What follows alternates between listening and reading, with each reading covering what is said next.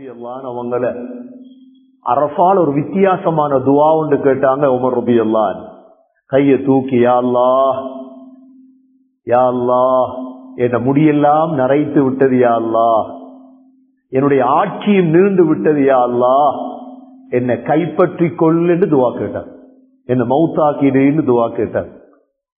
அதோட சேர்த்து கேட்டாங்க, அல்லாஹும்ம ர்ஸுக்னி ஷஹாதத்தன் ஃபீ ஸபீலிக், யா அல்லாஹ் எனக்கு ஷஹாதத்தை தா யா அல்லாஹ், வஜ்அல் மௌதி ஃபீ பலதி ரசூலிக், உனது ரசூலுடைய ஊர் மதீனாவில் எனக்கு மௌத்த தா யா அல்லாஹ். ஹஜ்ஜ முடிச்சிட்டு வந்தாங்க உமர் ரலியல்லாஹு.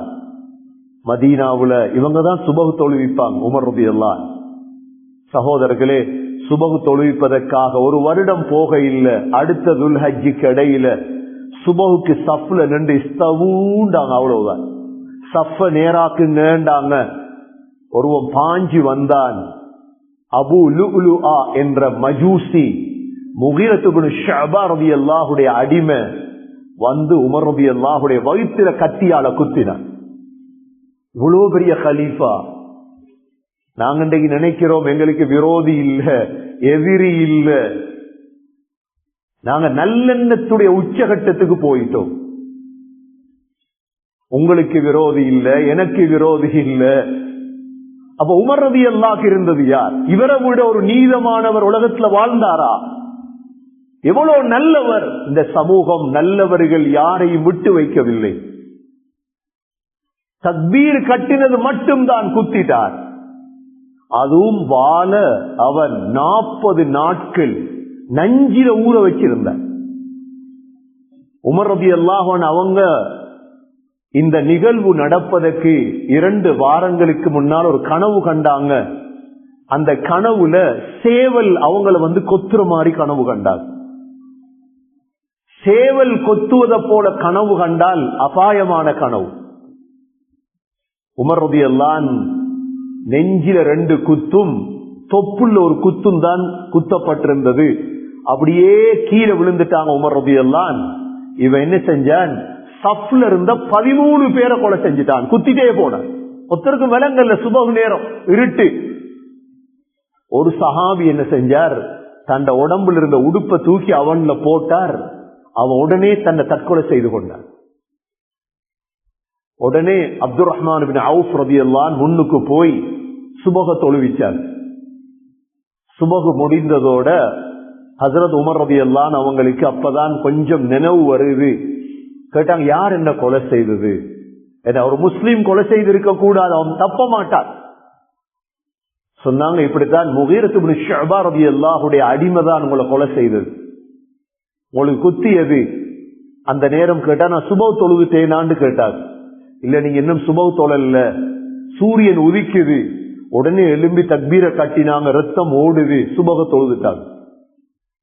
சுபஹ் தொழுதுக்கு பிறகு அவங்களுக்கு நபீத் கொண்டு வந்து கொடுத்தாங்க, ஈச்சம்பழத்துடைய சாறு. அதை குடித்ததோட அந்த குத்தப்பட்ட இடத்தால வெளியே வருது. அப்ப சொன்னாங்க சஹாபாக்கள் எல்லாம், இது உங்களோட கடைசி நாள் மாதிரி விளங்குது உமர்.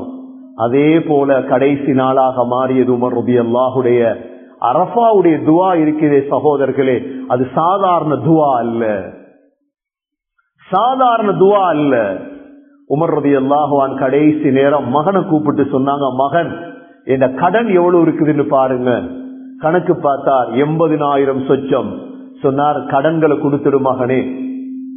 சொல்லிட்டு அடுத்தது சொன்னார், போய் ஆயிஷா ரலியல்லாஹு அன்ஹா இடத்துல போய் கேள், என்னுடைய ஜனாசாவையும் முஹம்மது ஸல்லல்லாஹு அலைஹி வஸல்லம் அபூபக்கர் ரலியல்லாஹு அன்ஹு அவங்களுக்கு பக்கத்துல அடக்கலாமான்னு கேட்டுட்டு வா.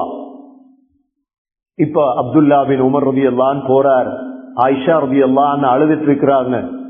இப்படித்தான் வாப்பா கேட்டார், அடக்கேலுமா? அந்த பச்சை குப்பா இருக்குது அதுக்குள்ள. ஆயிஷா ரலியல்லாஹு அன்ஹா சொன்னாங்க, அந்த இடத்தை நான் எனக்கு வைத்திருந்தேன், ஹலீஃபா கேட்கிறதால விட்டுத்தாரே. உமர் ரலியல்லாஹு சொன்னாங்க, நான் ஹலீஃபாவாக இருந்ததால தந்திருக்கலாம், என் ஜனாசாவை எடுத்துட்டு போய் கேள். இப்ப ஹலீஃபா இல்ல, ஜனாசா வருது, அடக்கேலுமா? அனுமதி தந்தா அடக்கு, இல்லன்னா வக்கீல அடக்கிருந்தார். அதே போல அனுமதி கொடுத்தாங்க. ஹஜ்ரத் உமர் ரலியல்லாஹு அன்ஹு அபூபக்கர் ரலியல்லாஹுடைய கபருடைய தோல்புயத்துக்கு கீழ் அவர்களுடைய ஜனாசா அடக்கம் செய்யப்பட்டது. சகோதரர்களே, அரஃபாவுடைய துவா இருக்குதே, நினைக்க முடியாதவைகள் எல்லாம் நடக்கும் அதுல. அதனாலதான் ஹஜ்ஜில் இருக்கக்கூடியவங்க இந்த பயான கேட்பீங்க, தயவு செய்து எங்களுக்கும் துவா செய்யுங்க. அரஃபாவுடைய தினத்தில் முழு முஸ்லீம்களுக்கும் சமூகத்துக்கும் துவா கேளுங்க.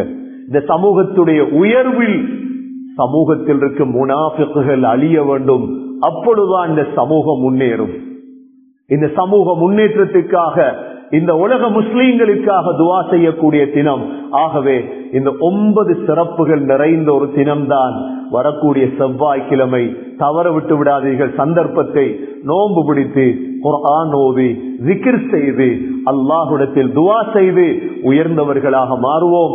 எல்லாம் வல்ல அல்லாஹ் சுப்ஹானஹு வ தஆலா யா அல்லாஹ் அந்த அரஃபாவுடைய தினத்தை அடையும் பாக்கியத்தை நசீபாக்குவாயாக.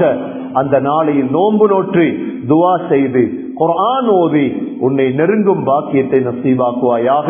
ஹஜ்ஜுடைய பாக்கியத்தை நசீபாக்குவாயாக. உம்ராவுடைய பாக்கியத்தை நசீபாக்குவாயாக. அந்த நாள் நோன்பு பிடிக்கும் பாக்கியத்தை தருவாயாக. நல்லடியார்கள் கூட்டத்தில் யா அல்லாஹ் எங்களை சேர்த்தருள்வாயாக.